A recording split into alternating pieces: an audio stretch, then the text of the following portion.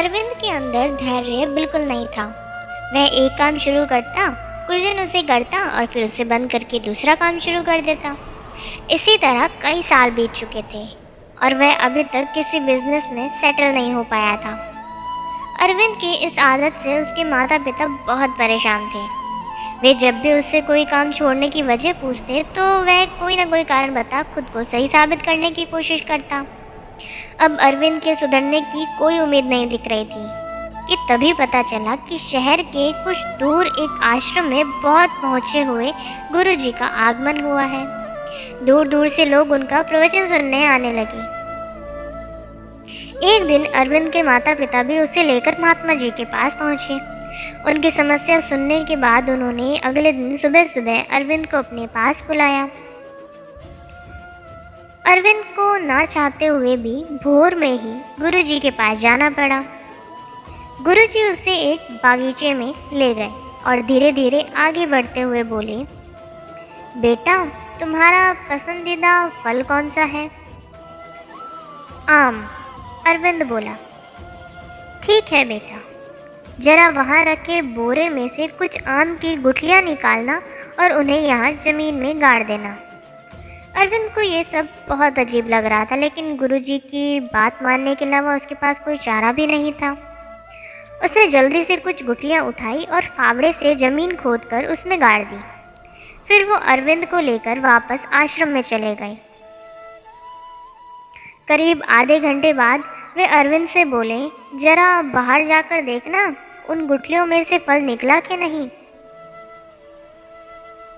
अरविंद बोला, अरे इतनी जल्दी फल कहाँ से निकल आएगा? अभी कुछ देर पहले ही तो हमने गुठलियाँ जमीन में गाड़ी थी। गुरुजी बोले, अच्छा तो थोड़ा रुक जाओ, थोड़ी देर बाद जाकर देख लेना। कुछ देर बाद उन्होंने अरविंद से फिर बाहर जाकर देखने को कहा। अरविंद जानता था कि अभी कुछ भी नहीं हुआ होगा, पर फिर भी गुरुजी के कहने पर वह बागीचे में गया। लौटकर बोला, कुछ भी तो नहीं हुआ है गुरुजी, आप फल की बात कर रहे हैं, अभी तो बीज से पौधा भी नहीं निकला है। लगता है कुछ गड़बड़ है, गुरुजी ने आश्चर्य से कहा। अच्छा बेटा, ऐसा करो उन गुठलियों को वहां से निकाल के कहीं और गाड़ दो। अरविंद को गुस्सा तो बहुत आया, लेकिन वह दांत पीसकर रह गया। कुछ देर बाद गुरुजी फिर बोले, अरविंद बेटा जरा बाहर जाकर देखो, इस बार जरूर फल निकल गए होंगे। अरविंद इस बार भी वही जवाब लेकर लौटा और बोला, मुझे पता था इस बार भी कुछ नहीं होगा, कुछ फल वाल नहीं निकला। अब मैं अपने घर जा सकता हूँ?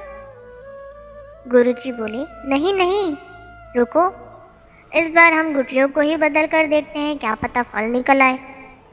इस बार अरविंद ने अपना धैर्य खो दिया और बोला, मुझे यकीन नहीं होता कि आपके जैसे नामी गुरु को इतनी छोटी सी बात नहीं पता कि कोई भी बीज लगाने के बाद उससे फल निकलने में समय लगता है।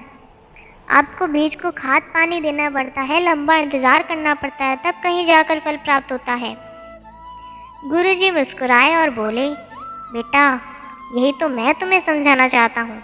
तुम कोई काम शुरू करते हो, कुछ दिन मेहनत करते हो, फिर सोचते हो प्रॉफिट क्यों नहीं आ रहा।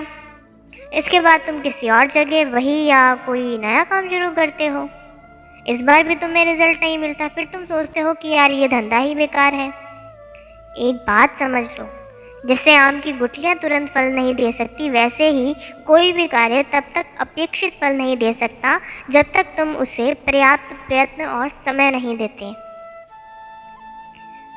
इसलिए इस बार अधीर होकर कोई काम बंद करने से पहले आम की इन गुठलियों के बारे में सोच लेना, कहीं ऐसा तो नहीं कि तुमने उसे पर्याप्त समय ही नहीं दिया।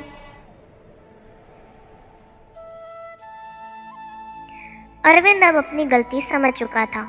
उसने मेहनत और धैर्य के बल पर जल्द एक ही नया व्यवसाय खड़ा किया और एक कामयाब व्यक्ति बन गया। जय सिया राम। फिर मिलेंगे दोस्तों एक नई कहानी के साथ। तब तक के लिए हंसते रहें, मुस्कुराते रहें, अपना ख्याल रखें और इसी तरह हमारे साथ जुड़े रहें। धन्यवाद। अगर आपको ये कहानी अच्छी लगी और इससे कुछ सीख मिली तो चैनल को सब्सक्राइब ज़रूर करें। आपका एक सब्सक्राइब हमें इसी तरह से नई नई कहानियाँ आपके लिए लाने के लिए प्रेरित करता है।